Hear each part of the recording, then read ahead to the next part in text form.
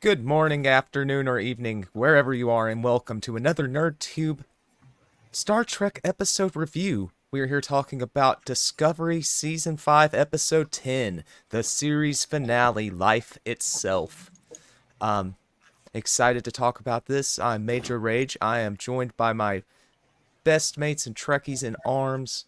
We've got Zam to my right. How are you, sir? I'm fine, thank you. How are you? Doing good. Proud to have you here. Below Thank him you. is cousin Cheeto. How are you, sir? Hanging in there. And to his left, Ensign Donkey. Hello. We made it. We We finally did. made it to the end. We did. All the clues got chased down, and in the end, we have the conclusion. A lot to talk about, so I'll just get right into it. With a little overview. The search for the progenitor's technology did indeed come to its conclusion as Michael and Maul made their way through the facility inside the portal.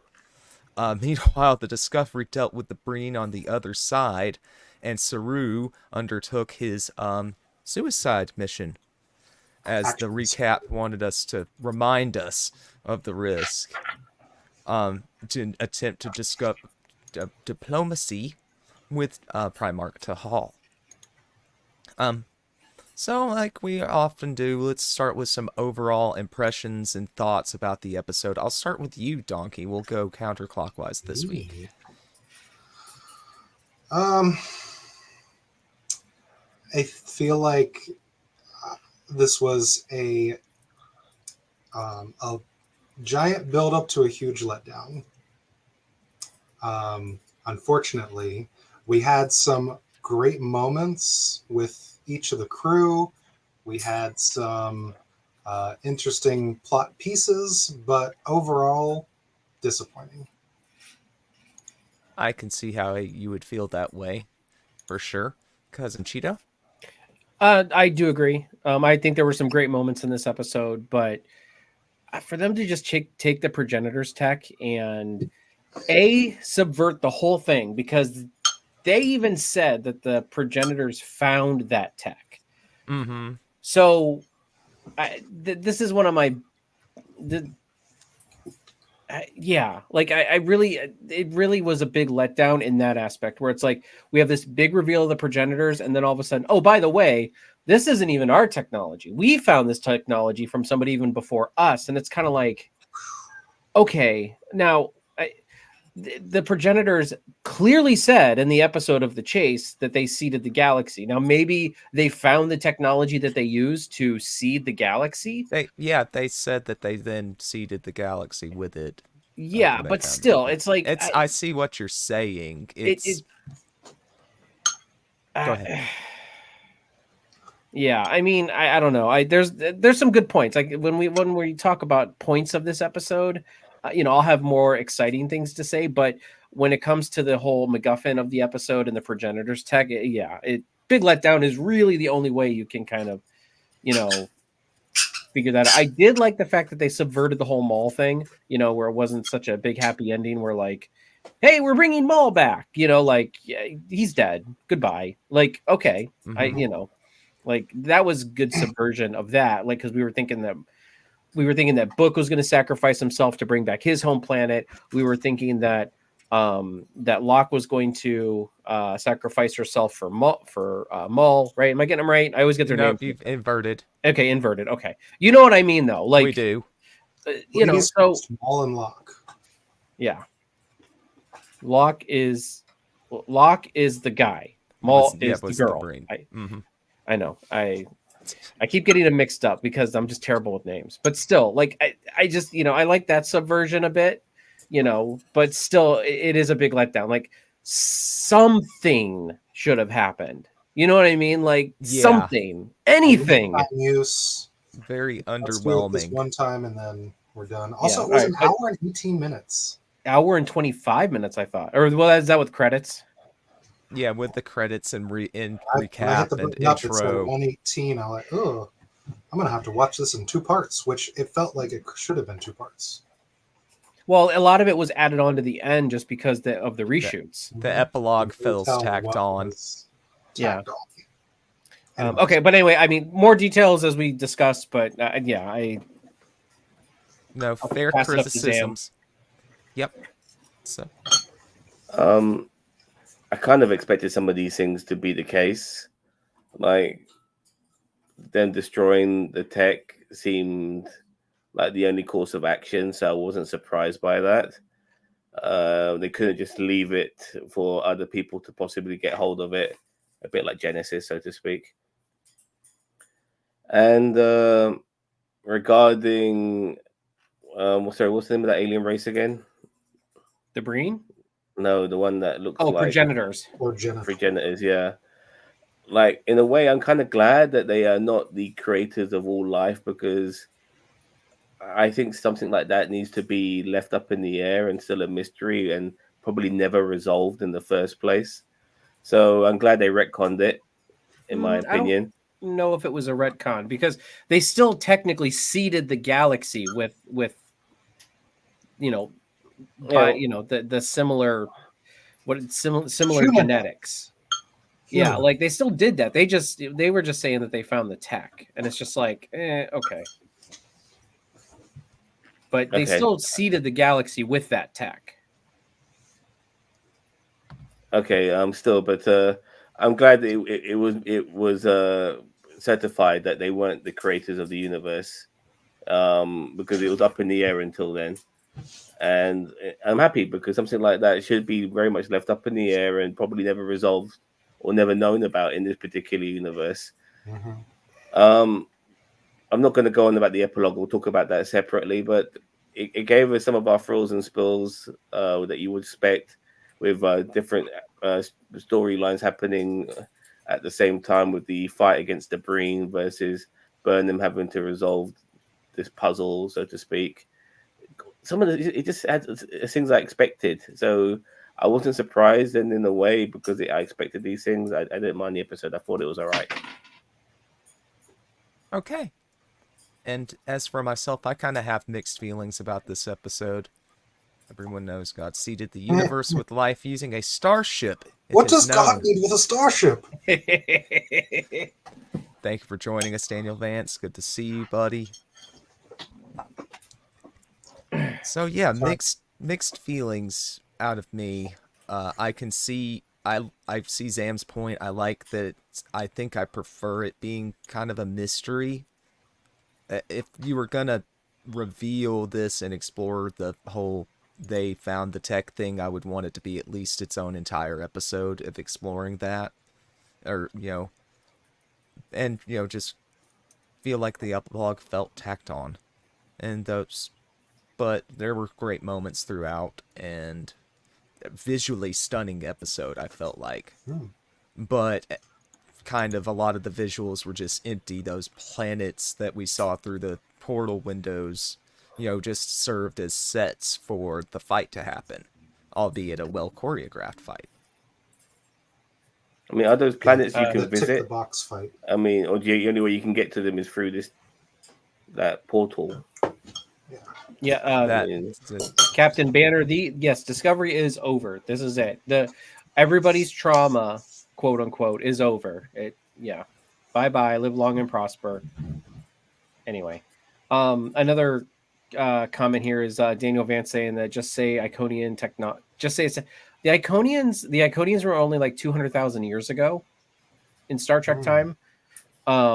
The progenitors were what, 4 billion years ago or something like that. That's the number they threw around. Yeah, 4 billion years ago. So it wouldn't be. I mean, this would actually predate the Iconian technology. Maybe the Iconians got their technology from this. From that as well. Maybe they also found progenitor tech and they used it. Maybe that's where the gateways came from. Kind of, sort of, maybe. How many episodes do we even see them in? Iconians. That is, I mean, we don't even see an Iconian. Like you mostly see Iconians in Star Trek Online. See them, but they're actually mentioned in TNG and DS9 due to the gateways. So I mean, you don't even really see an Iconian, I don't believe, in any major canon, alpha canon Star Trek. But thank you for joining us, Captain Banner. Great to have you for the discussion. Our boy Rick B, he says he's off. He says it's crap. We already know. Daniel Vance says I grew positively bored about 40 minutes into this one, like truly bored. It should have been a two-parter. It really should have been a two-parter. I agree, but at the same time, Right when Michael meets the progenitor like hologram, that should have been it. then we'd have That's to wait when I one more paused week. it and went back to work. I was just happy that wherever she went, it wasn't like a visual representation of a place she knew. I was worried it was going to be a visual representation of Kansas or something like that. And it was something, it's quite a common trope you see, like, they go to this unique place, but it looks like somewhere you already know. They made Book I chose this form for you. Yeah, all of that. we already sort of had that stuff. this season. We don't need that Yeah. again. Yeah, I'm just happy it didn't do that trope. I'm just happy it didn't end with computer and program. No, Yeah. but it did give us the kind of, just before the epilogue, it kind of gave us the Orville ending with the wedding. Yeah, but they did Yeah. not spend as much time at the wedding as I thought No. they would. Like they spent but- 5 minutes there, maybe yeah, 10. but yeah. The focus of that scene ended up becoming Michael and Book getting back together, stealing And the did- show was I- from did- Saru. Did Admiral Vance call Saru Admiral, or did Saru? Because I couldn't really see when I rewound it. I picked up on that too. Saru- It wasn't clear who was saying Admiral to who. I watched it twice. Saru is an admiral. Okay, so yeah, but wouldn't he be Yeah. ambassador? He would be ambassador Saru. I think he might have, Yeah. at that particular point, for what he did, his involvement in that last act probably got him Yeah, but promoted. wouldn't it be like? But when you're an ambassador, you're not technically a part of the ranking hierarchy. Starfleet. Yeah, like you're a part of Starfleet, but you're not a part of the ranking The Admiral hierarchy. might have said, "Hey, come back and we'll make you an admiral." Maybe. I mean, yeah, we know. He's Burnham still a was an admiral, Starfleet officer when he needs to be, I guess. I guess. Yeah. I thought that was odd because I'm like, why is he an admiral when he was an ambassador just a few weeks ago? Yeah. I like the Well, they fact didn't that really Saru went. say if there was a time jump Hmm? for the wedding. Well, like the main events ended and then they jumped to the wedding, but they don't really say was this a week, a month. No, 6 they months? said it though. They said Like at the 3 wedding weeks. it was a few weeks later. Oh, they did. Okay. Yeah, 3 weeks later. Maybe I was it a think few there or was a thing on screen that said 3 weeks later. 3 weeks? Okay, I couldn't remember if it said a few or three. But no, now the time jump after that, they do not designate how long it's been. No. Long enough to have an adult child son Yeah, To long. make Yeah, and he's a captain. who's a So captain. I'm guessing. I mean, let's just say that Book and Burnham got pregnant not long after they, resolved everything in season 5. Like, I mean, that's got to be what, like 40 years? 30, 40 years. I just feel that people of from that period look younger, live longer. Yeah, Yeah. So but Any other Um, general thoughts or comments? I did like the moment where when Burnham realized that she was not going to be able to coax Maul onto her side, she initiated the combat. Like in that one part. I did like that until they totally backpedaled on it. When she's like It made trying no to convince, sense. like she's like, I None could of- see it in her. She's like, okay, I'm not going to convince. I'm not going to convince her. Did I say Locke, Maul, whatever? But you know who I mean. The girl. The girl. Yeah. You actually said Maul that time, I think. I did. Okay, cool. But when Maul is the Breen. That's who he is. Maul is the Breen, the boyfriend. no, Locke is the boyfriend, Oh yeah, sorry. God, even I'm getting confused right? now. Yeah, no, I'm confused. Yeah. Okay, Yeah. Maul, but like you One could of the see other him. issues with the season. But when you see with Burnham, she knows she's not going to get through to with her. So she actually goes on the offensive. I like that because she's like, look, this is too dangerous to play lovey-dovey. If I can't convince this person, then I need to neutralize her until I secure this. But then they backpedal on it and she's trying to tell, hey, let me help you, blah, blah, blah. I'm like, Burnham, just lay waste to her. And Right. then It And started she- with, "Trust me, put your gun down." Okay, let's go. Let's go for a walk. Okay, let's fight. Wait, why are we fighting? yeah, right. Well, yeah, like and Burnham then she gets instigated the knocked fight. out by her. Yeah. But she instigated the fight and goes, "No, we don't Hulk, need to is do that this." you? I'm thinking to myself, "You started it, Michael." What the hell? Yeah, I 100% agree. And I'm like, what No what is wonder this happening? poor girl can't trust Starfleet or you. Yeah, no, I feel like they should have doubled down on that and just had Burnham, either or maybe have Maul, Pull some not Vulcan moves. neutralize Burnham and then have her get to the stuff first. You know what I mean? Like, Mhm. If had that happened, she still would have made it there, done her incorrect solution to the puzzle, and got knocked out temporarily long enough for Michael to wake up. yeah, and then Michael to have, yeah, I mean, they could have done that so much better. Where it's just like, yeah, it made no sense. The chain of events that happened there just made no sense to me. But I was impressed when actually Michael went on the offensive, as I said, when she realized she would not convince her to trust in her and Starfleet or the Federation, whatever. Michael uses the wind to jump back through the portal. Upon reaching the top, she's entering perpendicular to the wind direction. Yeah, actually, I just realized that. Yeah. Physics didn't make sense there. It's the focal point in the middle of the gravitational pull of the ship, and oh wait, no. Did you Insert guys technobabble here. Did you guys like when Maul and Burnham first started fighting? The music that accompanied them, it initially sounded like Duel of the Fates. A little bit. And that one, they fought on the fiery planet too. I thought of that. Yeah. I thought of Duel of the Fates. Like, I'm But like, here oh again, boy, they're on you hear- Mustafar. No, but you hear that beat, that one, the beginning, of Duel of the Fates, and I think, I mean, more sounding like obviously the Mustafar fight from episode 3, but yeah, that was interesting as well. The beats they were using. Darth Maul, like And- you didn't see in the background, all of a sudden, like a torso and legs came falling, with Is this- Darth Maul. That's this when Darth spelled- Maul got there. Is it spelt that way, or is it spelled? I thought it was spelled Moll, Mole, like that, not Maul. In Star Wars, it is spelled that way, Darth Maul. In Trek, Yeah, it's that- spelled the way you just spelled it. Yeah, Yes. that's what I meant for Trek, not Star Yeah, Wars. for Trek, it's Moll. yeah, Moll, Yeah. yeah, like doll, but Maul. Hey, Yeah. looky here, Maul. I've been typing MOL in notes. I mean, I think MOL would be. LC. I think that'd be right too. I love Daniel Vance's comment though. Science later, bad story writing now. Like that is kind of that is one thing that I will say that is current Trek. Like, they do have that mentality sometimes. It's like science later, bad writing. And I'm not going to say everything's bad story writing. I'm just saying, like, they don't let science impact the story, but they'll do vice versa. They talk up science a lot, especially in Discovery, and Yeah. science leads, but they don't show science much on screen. We got a little bit of that this episode, but it was very quick, very quick. No babble, no techno babble. Can we if anyone, unless you guys are ready to move on, can we talk about what they did to the Breen ship though? I'm kind of wanting to talk about that. The saucer Okay. separation? I mean, I like That was that. The pretty saucer cool. separation was awesome. Go ahead, mate. I didn't realize it could.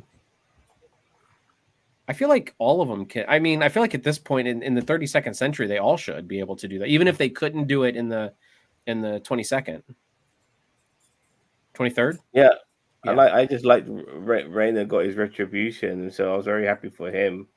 Yeah, I like the fact that, and I love the science of just like spore driving the whole like in this case they outscienced and smarted the Breen. The Breen have this massive dreadnought that they're just like, and it's kind of like the Rebel Alliance versus the Super Star Destroyer. It's like you just gotta be smarter than what they're throwing at you.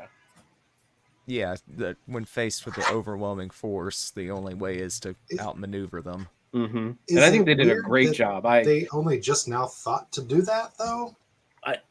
Yeah, my only thing. They've had this ship for how long? And I want to go. Wait, I want to go after Zam. Go ahead, Zam. I'm just a little bit disappointed with the whole execution of it, because it was cool when you saw him do it, but you never saw the ship. Watching it twice, I don't recall the ship being seen separating. No, I mean, I they want that would've been did. cool. Like it was a quick, Oh, like it was They coming. showed it towards right them. after it separated. honestly, Yeah. I must have missed that, and then like even like the maneuvers of getting the ships in position whilst they're doing all that fighting and everything, and who was taking over the other section, we never saw that. You know, like somebody they had to have a crew for half the ship, and Is I there a wanted to see battle some of bridge? those little moments. You know, so it just felt all of a sudden 1 minute we're going to do the separation, next you know we're right in position all of a sudden, and push Bob's your father's brother. We're going to send them to the other side of the galaxy. Yeah. So it just felt very convenient how it was all executed. I didn't like the editing of it. It was a great idea that didn't visually look as good as it should have been before they got to the execution of it. Yeah, Valid I criticism. to counter Mage and Donkey's point though is Rayner's the one who came up with it, and I feel like it's kind of like sometimes when you're like you need kind of someone from outside your outside the box to kind of be like Yeah. everybody's like we never really thought of that before, and I get it, they're scientists and they're super smart, but I don't think they ever would have thought to use it in that manner, only because Rayner seems more of a like tactician, kind of like Lorca was. He was just he's more thinking of how can we use this against people, whereas I bet you Stamets and Tilly and even Burnham have never really thought to use the spore drive against something else. So that's what I took away from that scene. I loved them doing that though. That was awesome. Mm-hmm. It was One of the absolutely highlights for awesome. sure. Great idea, just like you said, Zam, poorly visually executed. Maybe if they had had more time in the episode, if they had split it up into 2 parts, they could have had more in parts like that needed more, and maybe a little less in the areas that felt draggy. Yeah. Well, I mean, go ahead, Sam. no, go on. I was gonna say now Starfleet has a jump gate, because all they have to do is saucer separate Discovery at Starfleet headquarters, and then they can send ships wherever they want. Like all they got to do is send ships in between the saucer and the secondary hull, and then okay, we're gonna send these guys to Quonos. Okay, they go to Quonos. We're gonna send these guys to the border world by the Breen border. I mean, they can just start sending ships. Like I get it that they can't like duplicate the technology because Stamets is kind of a rare case, but at the same time, like you got a jump gate. I'm glad you mentioned that, because just to cut to the very, very end, it looks like they could now use the spore drive without Stamets, because it was only Burnham on the Discovery, I believe. She was on her own. And I have a lot of questions about. She mentioned a crew, but we never saw them, though. Yeah, she mentioned a crew. So, I mean, maybe Stamets was there, but he was never mentioned. How are they going to get back? Nobody followed them. Well, they have the new drive that they kind of touched on. The Pathfinder drive, but... Pathway? But it looks like warp. It made no sense. But nobody was shown following them when they jumped. Are they going to be met there? That part wasn't explained at all. I mean, they said deep space, but they didn't say it was like the galactic barrier. Explain why they were dropping Discovery off there. Why were they parking it? Well, but at the same time, they've also got people. Booker's race. He's not the last of his kind, is he? There are others like him, I believe. I thought they mentioned he was the last one, right? Possibly, but if his genetics have gone on to his son, then maybe they could use the spore drive as well. So maybe that's right. I forgot Book can use the spore drive. Yeah. Who just meant?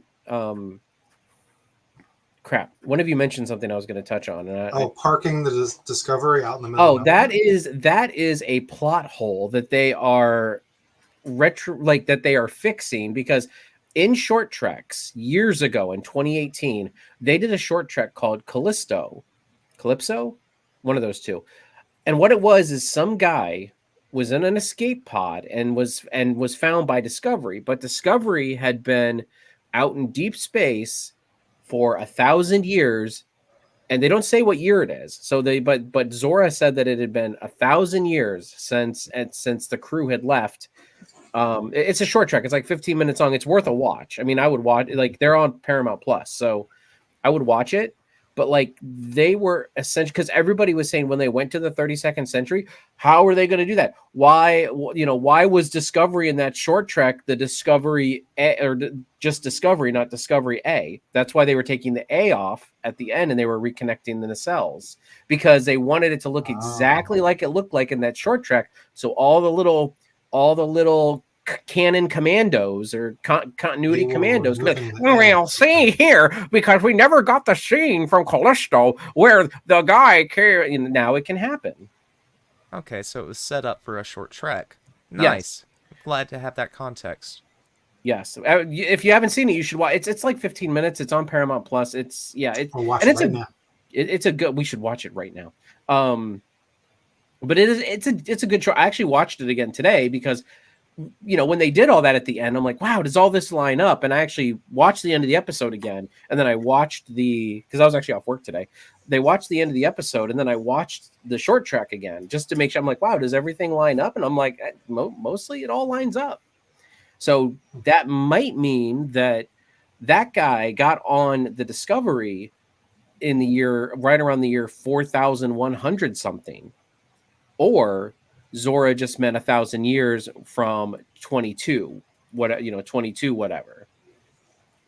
So there's a whole plot thread there that we could really. It's just bizarre that they took the time and effort to connect that thread, but they've left all kinds of other stuff just on the ground. That like okay, we'll just never see Michael's mother again. We jump into this epilogue without much explanation for the other crew or the rest of Starfleet. They just there's 3 Starfleet like Federation headquarters ships now. Well, I've got thoughts on that too, but you go ahead. Well, if we want to jump ahead, but I thought the moment I saw Burnham's son, I thought, there's another suit Vance Major needs to get. Because, that's right. They like collecting that uniform money. Yeah, so there you go. So, and I wonder if they're gonna have to a degree, like because of this time jump, are they gonna have to somehow not necessarily bridge the entire gap, but because there is like a destination eventually that might have to be reached at some point in upcoming Star Trek shows, will they have to start filling in those gaps from Starfleet Academy? And that's actually one of my points that I was literally going to bring up, Zam, is they mentioned that Tilly's been the longest running instructor in Starfleet history. So that basically wipes any tension out from Tilly in Starfleet Academy. We know she's not going to leave. We know she's not going to die. We know she is going to be at Starfleet Academy no matter what through its entire show's run. We know nothing. If there's any tension, if she's ever held at gunpoint, or anything like that, we're like, well, she's going to survive because we heard at the end of Discovery. She could get Captain Piked and have one light for yes, 2 lights for no. Oh God! I will say this, bad could still happen to her, but something bad can still happen to her, but she cannot die. She could become an android body person. Oh. To a degree, I don't think this is the end of the start of this Discovery crew, because we know that Burnham and Booker are alive, so I do hope to see them at some point, in Academy as guest stars or whatever it may be for an episode or two, just to carry a few episodes, whatever it may be. I'm looking forward to seeing them because we know that they survive for a long time and have a kid. So yeah. Well, go ahead, Mage. I was going to say, leaving it open-ended like that does leave it open for them to bring those characters back in new shows or anything they choose to do in that timeline. And they were very vague. They didn't list any real events that occurred or anything like that, so they left themselves a blank slate. But I see your thing about taking away any possible tension with Tilly.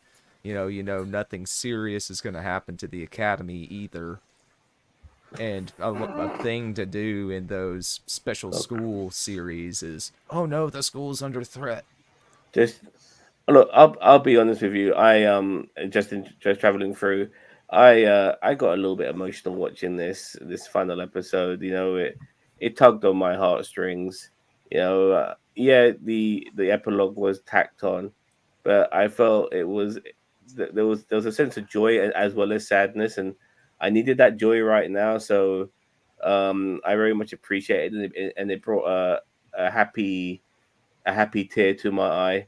How it all wrapped up with, you know, this is what you want from your series finale, not season finale, a series. You want things to be tied up to a degree, and Mhm. this is how it was done. And it might not be ideal for everyone, but at least I could take comfort in knowing that this is it. And yeah, and you know what? I don't think there's any show on Star Trek that has had me more emotional than Discovery. You know, when it comes to all the other series that we had, there's a lot of emotion in Discovery, with some of the elements that we have because of these overarching stories and stuff like that. You know, having a whole universe is destroyed by the lawnmower in space, which sounds as silly as it is, but then the culmination of all of that, you know, it's yeah. I'm sad it's gone. You don't know what you lost till it's gone, and now it's gone. I know people are going to miss it, and they're going to start waxing lyrical about it in the future, guaranteed. Mhm. That's how these things always work. I do. I mean, as I said, most of the people that sit there and say that, oh, I'm glad it's over, blah. I've met so many people that have been like, oh, I stopped watching it season 2, but I'm glad Discovery's over. It's like, okay, I Wow. understand if you didn't like Discovery season 1 and season 2, that is fine. And if you chose not to watch it further, and this is not the first couple people. Like I've talked to several people who have said this, and it's like, you can't sit there. Like somebody even skipped season 4. Like, well, I watched season 3. I got tired of it. I didn't watch season 4. Now I'm watching season 5. And it's like, you're missing a whole chunk. Like, you can't sit there and give an accurate depiction of how something is. If you don't like it, that is your opinion, and that's okay. But don't just sit there and run around and try to discount everybody else's opinion who say it's good. Ah, you can't say it's good. You can't say this is Trek. That's like me going and saying John Wick sucks. You want to know why? Because I've not seen a single John Wick movie. I've never said John Wick sucks. Now, I can say that I don't like The Boys, but that's because I've seen every season of it and I've watched it because of NerdTube. Honestly, if I didn't do stuff with these guys for NerdTube, I wouldn't watch it. But I like on these reviews being the opposing side on The Boys and bringing out all, like, everybody sings all its praises. And I'm like, I don't think so. You know, but I bring that opposing view, and I don't tell people that, like, oh, this show just sucks. I can't believe you like it. No, I say I don't like it, and it's my opinion. But I love that Zam and Ginger and these other people who like The Boys. I mean, that's great. It's for them, not for me. Yeah, not everything's for everyone. Yep. There's I yet feel to be like something for everyone. I've never known anything for everyone. Never, yeah. there never has been. No, I feel like there's a good place to put a Garrick and Bashir meme right here of all Trek is good Trek, even the bad stuff, especially the bad stuff. Discovery, all Trek has good elements. It's just Discovery, I feel like, has been mismanaged from the beginning.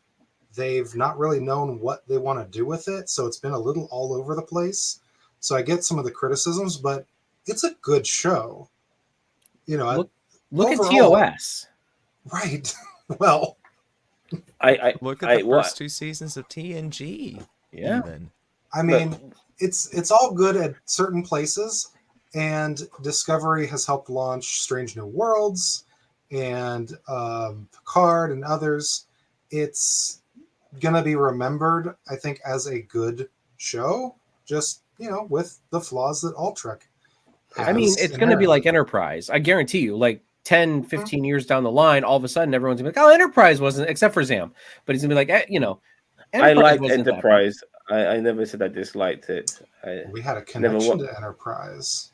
never once said I did. disliked it. But You had a point you were going to make earlier, I think.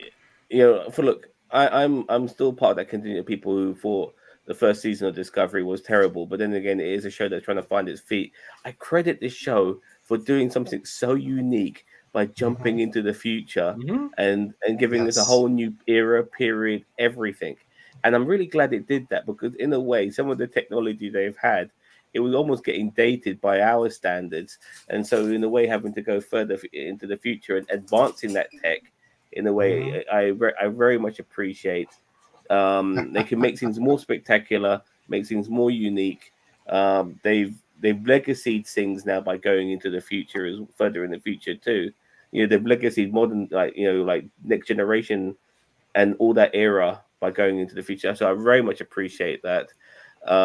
It's I want to see more of this time period. This is the time period where I am most interested in when it comes to Star Trek in the future. Now, I don't mind watching other time periods if they do a legacy show and stuff like that. But this is the era now where I think, wow, I can't wait to see more what happens here. This is where Star Trek is for me at this moment in time. So I credit Discovery for that. Sorry. There's so much they could do with the 32nd century, and hopefully Academy gets off to a good start, learning from Discovery. But I don't know if I had a point to go with that, but I was just agreeing with you. Well, But I mean, yes, piggybacking, baseball in the room. Piggyback off that, we mentioned Enterprise, and now this perfect segue. Talk about the baseball in the room. We had a big reveal. We finally learned the identity of Kovich. We got some Easter eggs. We saw, the Cisco baseball. It was the bottle of visor, Chateau Bacard, and the visor. Yes, sir. There was a couple of things missing. I'm not sure if they were there on a wider shot, but we should have had a good close up of Janeway's coffee cup. That should have been there, and also maybe fan. Is it Aphos the dog? I keep forgetting. Orthos. Orthos. Sorry, I always forget which musketeer it is. Maybe his what do you call it? What the hell do they call it again? Collar. That's it. So it makes sense why he had a notepad from the 21st century now. And I was almost right, by the way. I was almost right. I thought it was Future Man, but it was somebody else from Enterprise. So I was 50% right. So you were close enough. You were closer than any of us were. So you get that one. I mean, I think it would have been cool to see like a piece of nostalgia from like all the series. It's like the baseball, the Chateau Picard. I guess the visor I guess could represent TNG. I mean, Chateau Picard would more represent like the Picard show. Mm-hmm. But yeah, it would have been nice to see like Janeway's cup or Chakotay's or William Shatner's toupee. Oh. Well, maybe no, I think holo emitter or something like that. No, I think Data's holo emitter. I think that Daniels got rid of it because he had bills to pay. Bills to pay. You know what? Y'all suck. Yeah, I get not it. A dad. We get it. Just don't think it's funny, bub. Ouch. I'm just trying to think of anything unique to Voyager that other than, but the coffee cup is just something I just pulled out of thin air, but I'm not really sure if there's anything of particular the mobile significance. Emitter?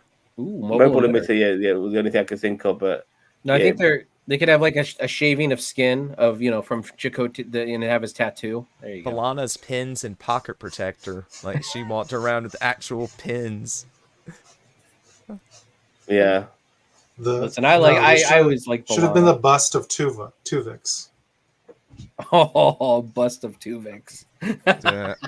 No, Janeway broke that too. Lower decks would be like, what would it be? It would be Badgie. Badgie's just like an animated Badgie's just like in this like glass container. Let me out, motherfucker! That would have been amazing.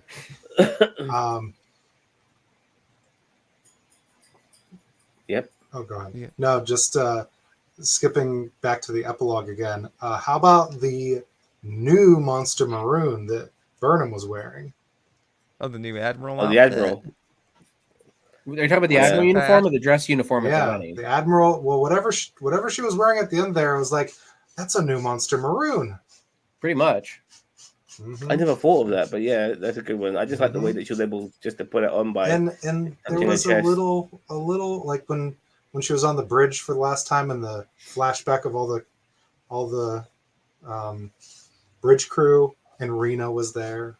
Reno was there. Owo and Detmer were there. They managed to get the actresses for one final shot. I'm thinking to myself, okay, fine, you brought them back, but you know what? There were the other bridge crew pilots.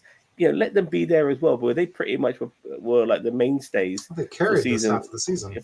for season 5, and they had a decent amount of screen by Discovery standards. They really should have gave all those lines. I really feel like the original lines for Owo and Detmer was them originally, but then like the actors just either they were too expensive and they had to cut costs, so they brought in cheaper actors, or just time, like the scheduling conflicts for the whole season. But I don't know. They were at the beginning of the season, though, weren't they? I swear. Yeah, they were at the I think beginning. like one or two episodes. No, or they were there until Almost like half ISS the Enterprise. season. Yeah, like 4 or 5 episodes. So. Yeah, but they were still in. I think they were still in some episodes prior to that, because I remember Owo talking to one of them. Like in Detmer's spot. Like one of them was sitting in Detmer's spot, and then Owo was talking to one of them. Are you sure you can do that, or something like that? And Okay. Okay. Yeah, but that was nice, that little moment as well. Like this whole ending had that sort of like epilogue of the Return of the King. Mhm. Like we need to, when it comes to all wrapping things up and all of that. It did kind of feel like that. That's the vibe I was getting as well. And you know what? I'm really happy that we had the sweet happy ending as well, because as much as I think some of us were clamoring for someone to get killed off, which is almost something people desire for the sake of it nowadays, including me. I'm glad they did. I've been am guilty too. of it. That's I've what been Game of guilty of Thrones it. has done to. Yeah, we have to kill somebody, and at one point I thought maybe Book or Colbert were going to die, or both of them at one point. Luckily, that wasn't the case. I feel like It would have left a sour note if that did Yeah. happen. I never once though had any sense of peril for Saru. Like even after they played it up so much, I had never felt like there was any tension or stakes for his situation. He had it so under control, and I just loved that. Whole segment. Action Saru, that was great. I wrote it as Look into my Action eyes. Saru rolls a nat 20 on intimidation check. That's how I wrote it in my Well, notes. look, this is what upset me. I'm not sure, you guys all watched this on Paramount Plus, yeah? Yes, sir. Yeah. The little screen showed where you click on it to watch the episode, showed Burnham hugging Saru, and I was a bit pissed off that so they that used just spoils it. that's a really terrible image to use. I would rather have just seen Mhm. Rainer in the captain chair or something like that. That would have been a lot better. But what I predicted, which didn't happen, fortunately, was that Saru was going to die and Michael was going to use the tech to resurrect him. And that wasn't the case, fortunately. I thought somebody might die and they used the tech to resurrect them. But Well, that was my They thought didn't use the for tech at Locke. all, which was the big disappointment. Sorry? They didn't use the tech at all, which was a big disappointment. Well, it wasn't. No, but it gone wasn't. through this whole 10-episode thing and Well, just to throw it in the black hole. it was like they misunderstood what it was all about in the first place, because they believe it created life. They believed also that it could resurrect life, and that wasn't necessarily the case. And so they misunderstood the concept of it all. Yeah. They were going for long shots and hoping that it would bring Locke back to life. Well, and I even think that was handled well, but I mean, even Stamets said that that this tech was like before they discussed about throwing it in the black hole, like Stamets was even saying like he was not underplaying the fact that it is probably the greatest discovery of the time. So even in the 32nd century, that tech still would have been useful in some kind of medical fashion, or studying that tech. But even Burnham said, she's like, you could literally raise an army very quickly, like like Attack of the Clone style, probably, or something. Get probably out of my faster. head. Yeah. see, if this was an old school 20, how long were TNG seasons? 23 episodes, 24 episodes. 23? We could have seen the Breen get the progenitor tech, raise their army, and then have to battle it out and undo everything and reset everything. No. So I feel like there was a lot of wasted potential with. I felt like Let's this go season here. could have done with an extra episode or two, like 12 episodes, 13 episodes, but like I wouldn't want it to be like a full like 23, 24 episode season. There would have been too much fluff. and Discovery does not lend itself well No, but to like the overarching like long episode arcs when it comes to that long. like those 23, 24 episode seasons are a thing of the past, because a lot of the times they would use sound stages now, and if you start doing stuff like that today, it just looks cheap and tacky. On top of that, every time they go to an alien world, it was just basically somewhere in California where they were pretty much filming, or wherever they were filming. Everything looked pretty much the same. You know, some green grassy land area and stuff like that. Those days are gone, and that's why it's so hard to make 24 episodes, because they go to places like Iceland in season 3 to do a whole bunch of filming there, with unique sets, and there's more of a budget to that, so that means they have to do less episodes as well, because they have to make these things look like the times of today. That's why when you watch older episodes like TNG episodes, they do look dated, simply because everything was done on stage. Now everything's much more different. More special effects are involved, which takes a lot longer to resolute, and all of these sort of things. It's a whole different ball game now. It's like the difference in old, like, serialized Doctor Who and modern Doctor Who. And, but TNG fans probably looked back at, TOS era stuff. I know we look at it like the campy, cheesy special effects, but that's how people who come up on this will look at the TNG era stuff that we love so much. They're going to see it in that same similar light. Speak for yourself. I love DS9. I said era. I mean that whole golden age. I mean, what I'm happy with now, though, is just like a variety of different Trek, even if it's only 8-10 episodes long, as long as we've, instead of having one season that represents, or one series that represents, several years of Trek, we got like, several years with different variety of Treks. And that's much better. And that's what I've always said, is that if you, like, everyone complains about only having 13 episodes or whatever, it's like, no, if you look at how many episodes run per year on, normally, we are still getting like 50 some episodes, almost 50 some episodes a year. So that means that, well, at least back in 2022, 2023, we had literally almost a year minus 1 week of nonstop Trek, and there was some overlap. So, I mean, it's like, yes, if you look at in those 2 years, we got 50 some episodes. That's 2 seasons of one show. But now, like Zam said, we're getting a variety of multiple shows with just shorter episode runs. And I'm okay with that. I like the variety. I like the change up and stuff like that. I mean, we've got 4 or 5 shows that are running right now. I mean, I know Discovery just ended, but Discovery, Picard, Strange New Worlds, Lower Decks, Prodigy. That's 5 shows that we've had in the past 2 years. But we've still got just about the same amount of episodes as we did back in the Golden Age. So it's like, I like the variety more than, like them putting all this fluff and stuff like in Voyager and DS9 and TNG, where you have all these fluff episodes. It's going to be interesting to see where we go now, because we are reaching a stage of like the passing of the baton. Picard's over. This is over. The Lower Decks is ending. Soon. And so we've only got 2 shows. And don't get me wrong, as much as I have no problem with Prodigy, I don't want. I really need more than Prodigy and Strange New World, which, in my opinion, I thought season 2 was a bit of a disappointment.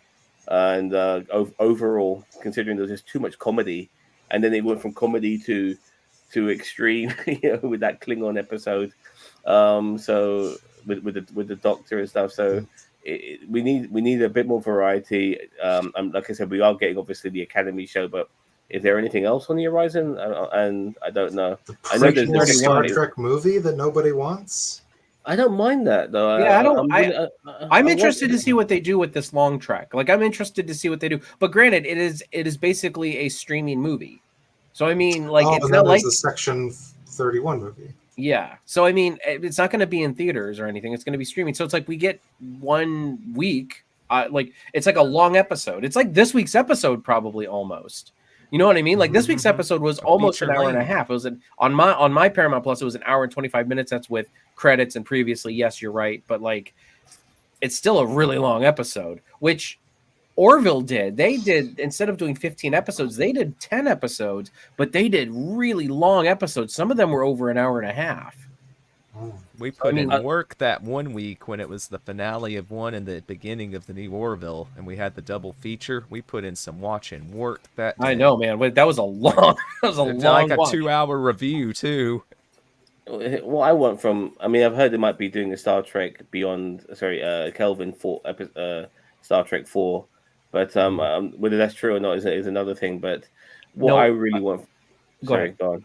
I was just gonna say, no. Actually, they're talking about in the Kelvin timeline doing something which is the origin of Starfleet and the Federation, which technically God. would still be Enterprise because it was technically the split in the Kelvin universe. Yeah. I hope that information is wrong because if that is the case, it's the Kelvin universe origin of the Starfleet and the Federation. It's like, but wait a minute, that technically would have been Enterprise. Like, Yeah. Are you going to bring back James Cromwell as Zephyrin Cochrane as well? But anyway, before I You forget guys my are on some thought, kind of Star Trek. I want like solo episode movies, like where we just follow different people in Starfleet for just a one and done. You know, anthology. I want yeah, an anthology Star Trek. yeah, I would love yeah. that. That's it. Anthology. Yeah, I really want that because Starfleet is so massive. You almost feel that the only legends in this world are bloody Picard and Kirk, and like come on, like there's so many. There's so many ships and space stations and God knows what. I want to see just Star Trek and the Federation, the Starfleet, just elements of it in different areas and see what they do. You know, like when they as one and done's, and that for me is what I would love to see. That's Just a really- couple. Oh, go ahead. I was going to just bring up some comments when. Go for it. Okay, so Daniel Van says, hopefully the lack of Trek at the moment will push those that have avoided Prodigy to watch it because it's great. It's Star Trek. See, that's my Good elements. yeah. Is- He also says is- what? Can I just respond to that one thing? Like, it's Sure. only 25 minutes for a start. I know Lower Decks is as well, but even then, even if with Prodigy on, it's like having that on like the Nickelodeon channel or whatever. Like, there needs to be something that that is for the diehards who have kept Trek relevant. People like us, it's all good bringing in something new for the younger generation, but at the same time, you need to keep the older generation happy because we are Star Trek, and without us, there's no Star Trek. Yep. It says everything now is done in the volume. I don't know what that means, which looks great, but it's a small area. Ant-Man and the Wasp was a great example of a volume movie. Are they talking about just like green screen? Like the green, like they're in like studio green screen? Yeah, like they did with the Mandalorian. Like, Yeah. I don't think it's that bad though. I mean, in the Mandalorian, and so even in Ant-Man, like I think like the style of the movie made it feel that way. Not like if they wanted to make it like a different style, like I think the stylization of everything in that movie is what made it feel like it was a big green screen movie, not the fact that it was done on a green screen. Discovery and Strange New Worlds have used that sort of set. They used it obviously in this final episode when they were in that project. Well, I keep forgetting the term tech, and they've always had that like this sort of like sound stage with a massive screen that can project anything. You know, it's more common in Star Trek. The LCD stage, that's it. Yeah, and that's what they're using now. But those things are expensive, and it really requires a very artistic mindset to visualize what the writers are wanting. you'll save the Mickey money. Yeah, like the creativity for that is mind-boggling. Yeah, and then I actually want to respond to this one. Star Trek Kobayashi Maru, one-shot episodes that follow different characters from pivotal moments. I agree, but that has always been my pitch for a Star Trek time travel show where there's time travelers and they're going around and they're either time cops where they try to stop people in the temporal war from interfering in major moments in Star Trek history, kind of like Quantum Leap or something like that, or Legends of Tomorrow. Yeah. And that's where we could have our Doctor Who crossover. Yeah.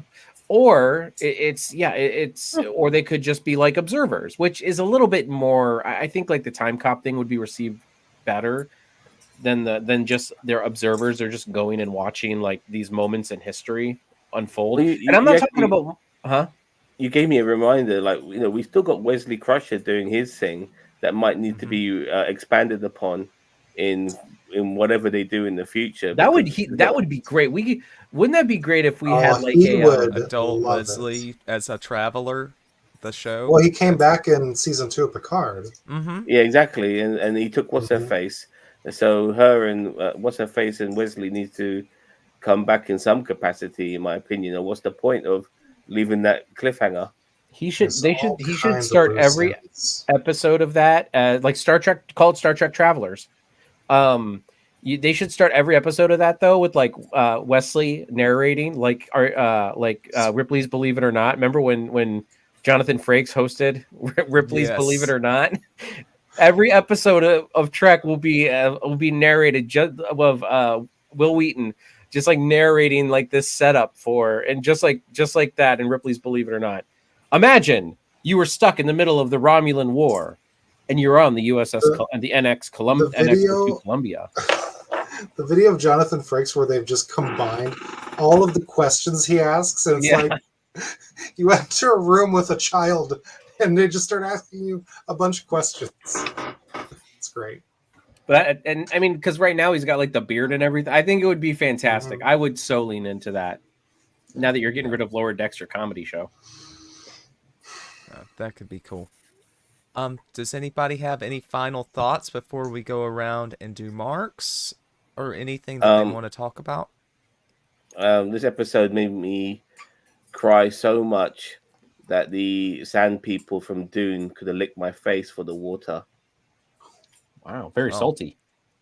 Well, if you in Dune episode 2, like, one woman started crying, and like the Dune people were like, well, one of the Dune guys going, "Hey, we ain't wasting that fucking water. Give me it." And he like puts his thumb under her eye and take her tears and started drinking her fucking tears, literally. So yeah, that's what I was thinking. Yeah, I was emotional. This was a great send off for a show that started so poorly. I'll be the first to admit I thought the Game of Thrones aspect of it was really stupid, and they found their feet finally, and they brought us into a new part of the universe. I This is a historic show in my opinion, a flagship show, and I am going to miss it as much as we make fun of Michael Burnham and stuff. I am going to miss her and Booker and all these other people too. You know, yeah, it's left a mark, and I'm very sad that it's over, but I'm glad that in a way that it's resolved, and yeah, that's all I can say. Okay. Um, so, do you want to go ahead and give it a mark for the episode then, Sam? Um, as much as I've been waxing lyrical about it, I don't want to go over the top, so I'm gonna give it an 8 out of 10. Very good. Cousin Tito.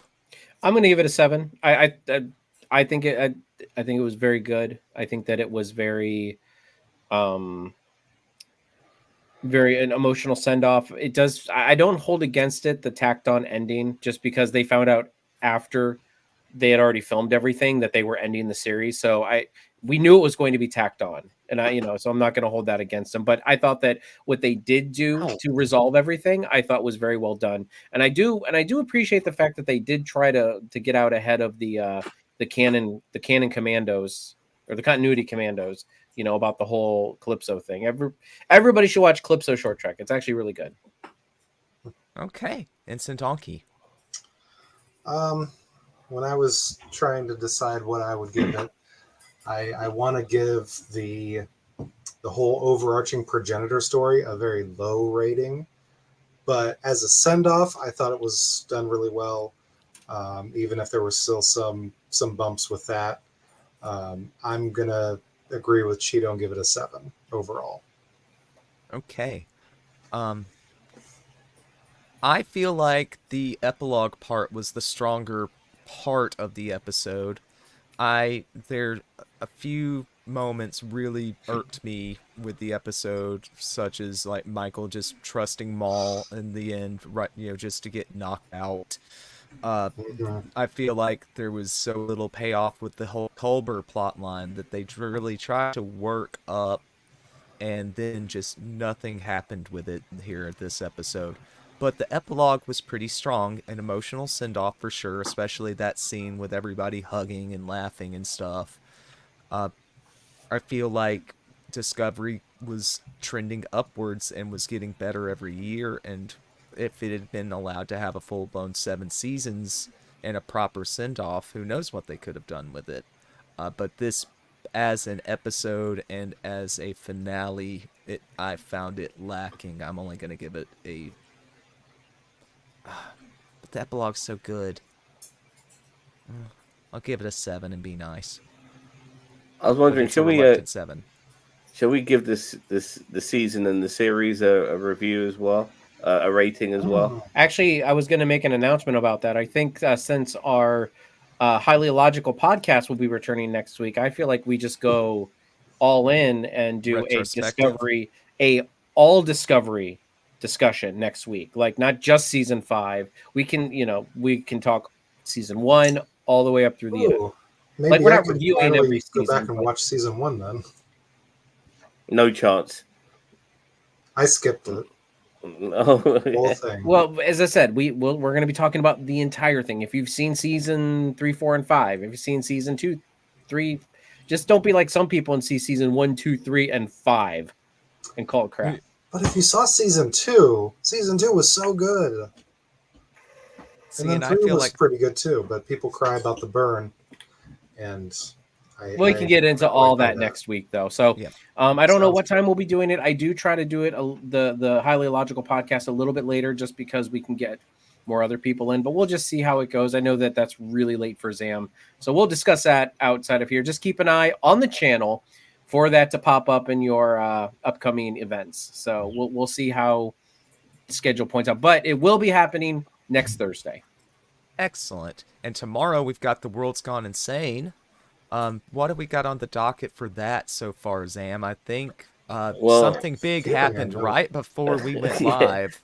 Yeah, I mean, obviously, Donald Trump has been convicted and found guilty for his criminality. I've always said though, unless he goes to jail, and none of this means jack shit. So we're going to obviously be talking about that for a start. There are going to be some UK things as well on this side of the pond, because we are going through a transition when it comes to government, and there are certain scandals and issues that we need to remind people about when it comes to what's going on here. Yeah, there are a few things to talk about as well, whether it be sports, video games, TV shows, movies. We'll be bringing it all up. So yeah, and by the way, I recommend watching a show called The Fall of the House of Usher. Christine Oh, we Pamplin, watched that. who's was who's good. part of NerdTube, recommended me to watch that. It has 2 DC voices in the Joker and Martian Manhunter, the 2 actors who played those voices in the DC universe. They are in this. Mark Hamill is superb as a shady Oh, lawyer. He's really good as a shady lawyer. And You know, and the actor who played the Black Captain America in who's also the voice of Martian Manhunter, he's in it as well as a good guy lawyer, and it's a very dark drama with some interesting moments in each episode. I do recommend it. It's really good. It's much better than I expected, and I finished watching it, and Christine and I will be doing a review of that. So watch it and get ready for our review. You can join us for that, Donkey, if you want. yeah, let me know when. One Yeah. thing with that, Kelvin Captain Pike is one of the main characters. Oh yes, Bruce And Greenwood, he- yeah. yeah, of course. Yeah, I forgot about him as well. Yeah. So Real yeah, quick, for Sunday, we should be having a double feature because Yeah. we missed our last episode of Who, but so we'll be reviewing 2 episodes. So there's all sorts of a variety of things going on here on NerdTube. So if you are watching on Twitter, you should come check us out here on YouTube. It's NerdTube. We've got just such a wide variety. You should definitely subscribe and hit the bell icon so you get notified of whatever we're up to next. So you've been watching the channel. The name's NerdTube. Remember it. Bye.